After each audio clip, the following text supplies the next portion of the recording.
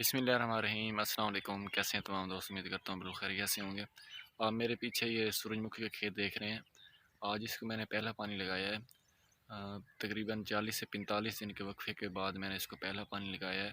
तो स्टार्टिंग में जो मैंने ज़मीन की तैयारी में इस्तेमाल किया था वो DAP का इस्तेमाल किया था। और आज मैंने इसके ऊपर 1 एकड़ के ऊपर हाफ़ KG मीन कि हाफ़ KG फ़ी एकड़ के हिसाब से मैंने इसको यूरिया किया है। मैंने यूरिया इसको फ्लड नहीं किया और ना ही मैंने यूरिया इसको छटा किया है पानी लगाने से पहले, बल्कि मैंने इसको आज ही पानी लगाया है। अभी 3-4 बज रहे हैं, 4 बज रहे हैं तो पानी अभी ख़त्म हुआ है। तो इस टाइम इसको मैंने देख भी सकती हैं कि अब मैं इसको यूरिया जो है छटा करा रहा हूँ।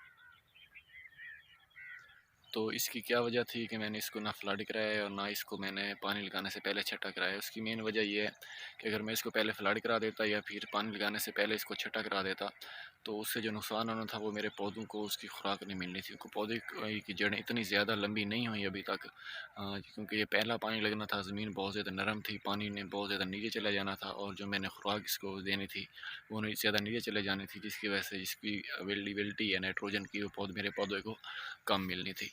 चूँकि अब पानी लग चुका है और इसके बाद अब मैं इसको ये छटा करा रहा हूँ, तो अब इस टाइम इसकी जो अवेलेबिलिटी है वो मेरे पौधे को मुकम्मल तौर पर मिलेगी और मेरा जो पौधा है उसकी ग्रोथ अच्छी होगी।